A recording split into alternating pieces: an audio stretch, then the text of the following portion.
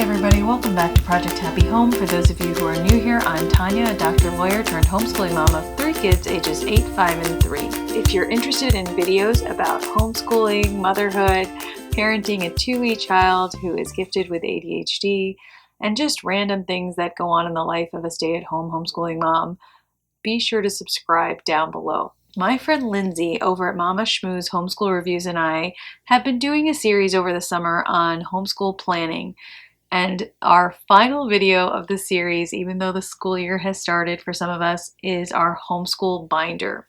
So this is my homeschool binder. It's the same exact binder I had last year. I got this print just from Target Dollar Spot. It is a monster of a binder, as you can see. And it says Mother of Dragons on the side because I'm a Game of Thrones fan. And that's what I think I am. Now, what do I put in my homeschool binder? For one thing, it's very different than my homeschool planner. I know a lot of people who use a homeschool binder for their planning as well as everything else associated with homeschool. I do not. My homeschool planner contains my record of the year, my field trip list, my attendance, everything like that. My homeschool binder is more for the things that will remain the same year after year, the things that I want to save no matter what year of homeschooling I'm in. And it's not for record keeping, it's more for things that I find helpful, for example, book lists. And I'll just go through and show you how I've organized it. So when you open the binder, one of the first things I have are just these little flags. And I believe these are like little Martha Stewart ones. And then I have this little Dollar Tree pencil pouch. One thing I have on the side here is actually pretty interesting. And just to let you know, I'm showing you a lot of my scheduling from last year, mostly for privacy concerns. But here, this is sort of how I come up with how we do our activities for any given year. If you'll notice, these little things are cut up flags. I've cut them in half and written on them with tiny Sharpie ink with things that I'd like to do, many of which are aspects of a brave writer lifestyle. So you have poetry tea time, games, free write. Box day means like some sort of subscription box. A history project, movie night, park day. So last year we did a pottery class, library day.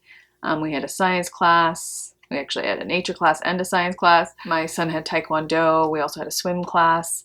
And I would use these in my initial planning and just move them around. So I would think, okay, certain things are definitely going to be on certain days. So classes like taekwondo and science classes, I couldn't move around. So they were definitely going to be on Monday, Wednesday, etc.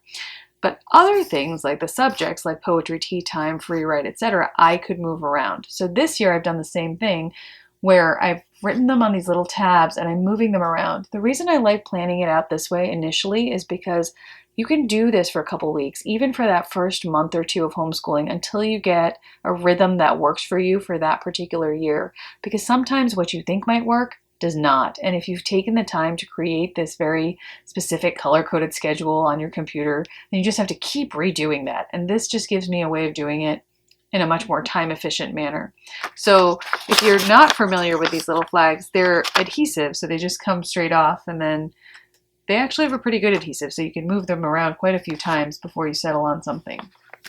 So after the pencil pouch, I actually have a calendar, and this calendar has days of the week across the top and times down the bottom. Now, even though I put in subjects and things like that, honestly, I rarely follow a set schedule for subjects. What it more gives me an idea of is things that don't move. For example, classes, when I want to do kind of circle time. Like nowadays, we don't do it in the morning at all. We do it in the afternoon.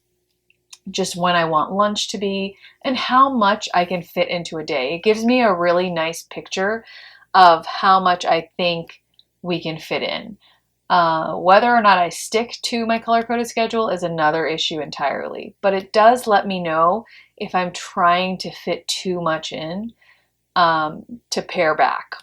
Another thing I always fill out is just a weekly rhythm, so things that are at any time and things that are at a set time. So you have activities here, like library day, poetry tea time, baking, things like that, creative writing. When do I think those will fit in?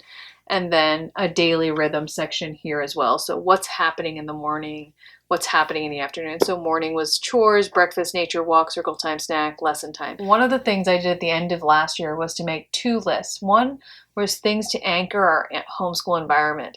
So we have a nature table on the porch, chalkboard or whiteboard, and this is what I put on it. Basically, quote of the week, weekly schedule rhythms, daily specials.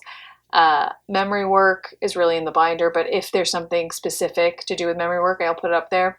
Art of the week, we use the Usborne art cards. Composer of the week, we actually follow Squilt now, so that helps us a lot. A garden patch for each child, art cart, which is always available, an art display of their work, and a plant for each child inside. That's sort of a Montessori thing that I want to incorporate this year. Another thing I did was to make a list from last year of things I'd like to change. Then I have a homeschool attendance record that I printed out, and this was just a really nice organized format, so I just wanted to have it in my binder. And I don't record dates in this every day. Basically, I recorded it in my planner, and then I was planning on transferring it to this and then putting it into a homeschool portfolio for each of the kids.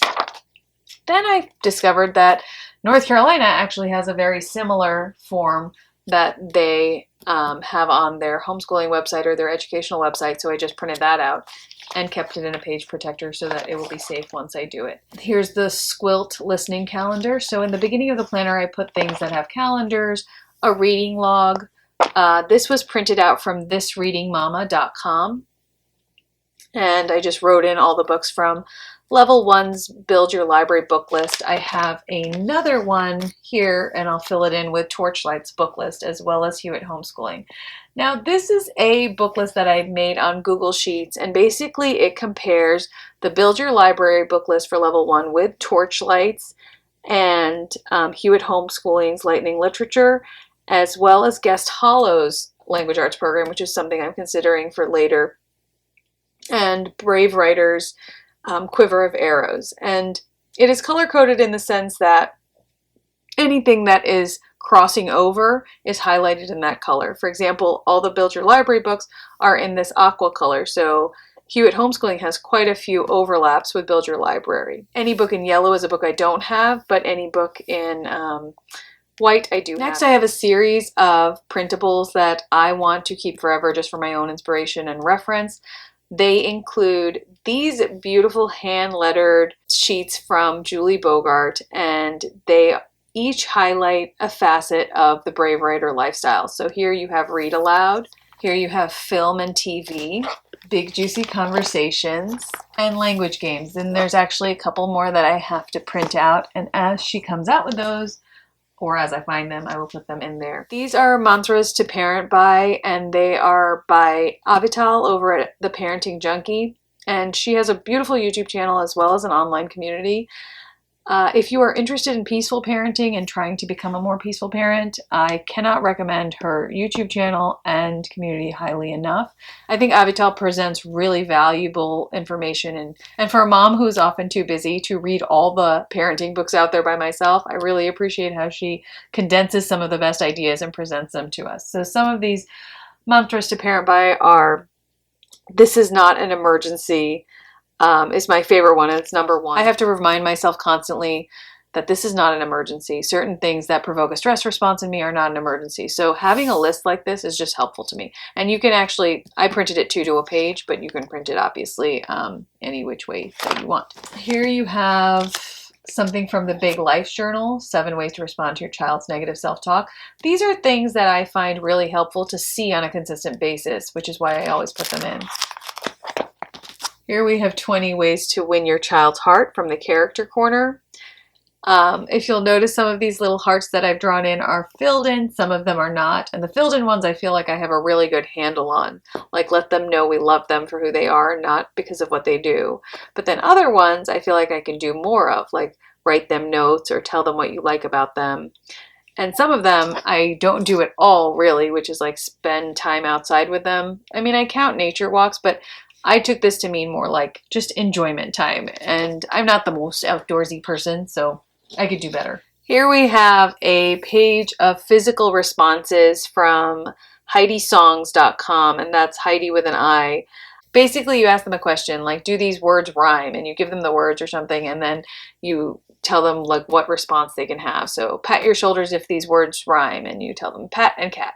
Or tiptoe if 5 plus 10 is, 15. And it just is a fun way of playing with your kids. So in another page protector, I have this free printable from edsnapshots.com and Pam Barnhill, of course, who is the queen of morning time.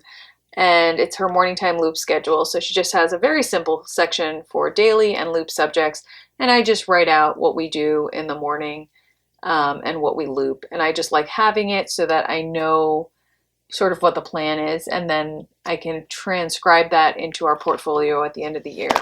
Another thing I keep here is how to reconnect with your child, 16 miracle phrases. I wish I could remember who this printable is from. If I do, I will link it down below. But again, I just find it really helpful to see these things printed out, to see them written down, to say things like, it's okay to feel mad. Can we start over? Will you forgive me? It helps me to see these things. This is a printable from the blog Not Before 7. Would you rather? It's part of her conversation starters collection. And it's just fun to have questions like this during morning time or circle time, just to start off like a conversation. These are some more printables from the biglifejournal.com, and they're learning through movement activities. So I like how they've separated them out by age, and like ages 0 through 5 have things like a nature scavenger hunt, alphabet garden. I like having this permanently printed out in my binder so that every year I can remind myself, especially when we're getting into a little slump, how to make it more interesting. I just have plastic dividers with folder pockets so that if I have random printouts that I haven't had a chance to hole punch or anything yet, I can just slide them in there. The next section is basically a section of things for first day of school. So here's some questions. Here's a first day of school form that I actually haven't used. And then sight word assessment lists. So I keep a couple of those. I actually have the entire set that I would want to use inside this page protector, so I'll just slide them out. And I cannot remember where I printed these out from either, but I'm pretty sure I found them on Pinterest. So again, the first 20 words, and then I have them all packed together in there. I also have a list of age-appropriate chores for children, and I just like seeing it, just to give me an idea of where my kids should be, like what are they expected to be capable of, etc. Obviously, if you have non-neurotypical children, that list is... In this pocket, I have a set of sight word printables again, and these are just student checks. These are from edzonepublishing.com, and it's cute because it gives them a chance to color in the sight words that they know, and it gives you a really clear way of checking where they are on their sight words. And it goes all the way through, I think, 3rd grade. The next section includes sort of my notes section and things that I want to reference for myself. So Brave Writer's Free Writing Frenzy is one of the first things I ever read from Brave Writer, and I've never taken it out of my binder. I realized after I highlighted every single word that I probably loved Julie Bogart and should just read all her books. Then I have things that I keep as notes. So these are just little pages, obviously, from a smaller binder, but where I write down ideas for different subject areas. And so each page has a different subject area. After that, I have a section on monthly calendars that I find useful. So the first set of calendars are actually from the blog Growing Book by Book, and she has for sale on her website sort of a book calendar where you would get a picture book for each week, and it lists out what the picture books are, and then there's little activities associated with that concept. So for example, the Grandparents Week has What Grandmas and Grandpas Do Best by Numeroff, and then you have, and that's the author, I believe, of the Give Your Mouse, What Happens If You Give a Mouse a Cookie. And then you have on Monday, Draw a Picture to Send to a Grandparent. Tuesday, Share Memories you have of your grandparents. Wednesday, Make a Play-Doh, Grandma or Grandpa.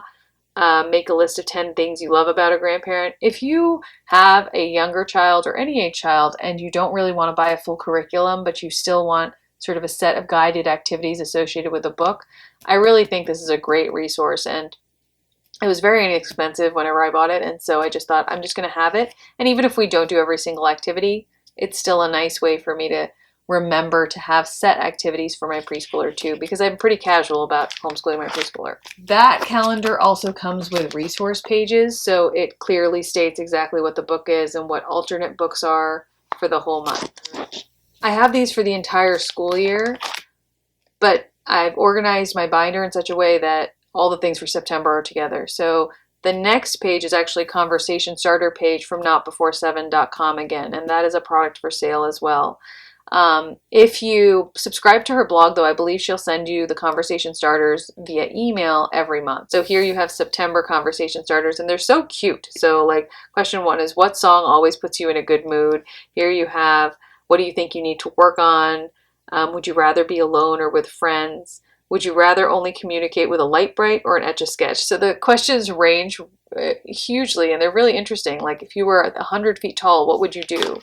And so on and so forth. And that's basically what I have in these. The next section is the bulk of my binder, and I'm sure you can guess what it is. Basically, they're book lists, because in the same way that I cannot have enough books, I cannot have enough book lists. So at the beginning, I have little library book lists that the library puts out, and just general book lists that are for any age, more like for family reading. And then I have these little binder dividers that are stick-on, which I love because you can just stick them onto a page. And I've labeled them by grade. So it goes from pre-K, kindergarten, first grade, second grade, third grade, fourth grade, and then I have fifth grade and a middle school binder tab. So in them, I basically have different lists from a variety of sites. One of the sites I have is from Growing Book by Book, 100 books every child should hear before kindergarten. And these are by Growing Book by Book as well, preschool, month by month read alouds. These lists are from the American Library Association, so they have quite a few nice book lists out there if you've never looked at them online. I have the book list from the preschool, which I do have, and I think it's a really nice, gentle program. I haven't really used it in a formal way, but I do like their book list especially.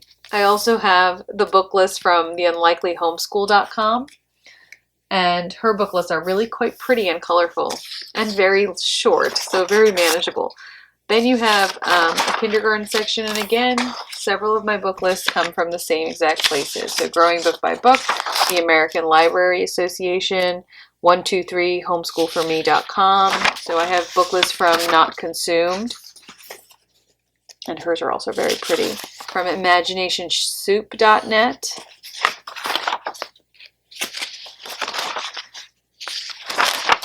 I also have book lists from the International Literary Association. So here, these are from the International Literary Association, the Children's Choices list. Apparently each year, 12,500 school children from different regions of the U.S. Read newly published children's and young adults books and then vote for the ones that they like best. So these are Children's Choices, which I thought was just a really interesting thing to have on hand, because as we all know, adults and children have different choices for things. This is from Imagination Soup again, the Can't Put 'Em Down books, and it's just a nice long list. I like that her list online is linked, hyperlinked, so you could just click it straight into Amazon if you wanted. I really keep these lists more for the library than anything else. And then I have a specific section just for the Read Aloud Revival book list. So her entire book list is, I mean, beautiful and completely worthwhile. I try to highlight the books that we already have, and then the books that we're reading. She also has specific lists, for example, picture books for kids about military deployment, board books. I think she has books for struggling readers. She has, so here's the books for struggling readers. She has books on different genres like fantasy, books for big families, first novels to read aloud, books recommended by Read Aloud Revival Kids, classic literature books, diverse picture books to celebrate the everyday, which is a really interesting thing. There are so few diverse picture books out there that just celebrate the everyday, that are not necessarily about Martin Luther King or any kind of apartheid or anything like that. And so I think that we could all do with reading more books about everyone in this world. Here you have her monthly book list suggestions, so I have those in here as well. And then the next section I have is on audiobooks. Now, audiobooks and I are really coming together this year. I was not a big audiobook reader until I got an Audible subscription, but now I sort of want to learn more about the audiobook world for my kids. And then in the very back, I'm not going to show you what's in there because basically I have tabs separating out the specific classes my children are taking this year. So cottage school types of things, science classes, etc. So that's where I keep the syllabi for those classes and their class schedules and all the things that I definitely don't want to lose, contact information, etc. But that is basically what I keep in my binder. So you'll notice that a large part of my binder just stays the same. In the end, I also try to put in all the different places we'd like to visit for field trips and handouts and cutouts of things that I see in magazines for places I'd like to visit, informational cards about places we get memberships to, etc. So that's my homeschool binder, you guys. I'm sorry I went on and on, but you know how I do it. So if you found this video helpful, I would love it if you would hit the thumbs up button and subscribe. And as always, you guys, thank you for your time, and I wish you the very best.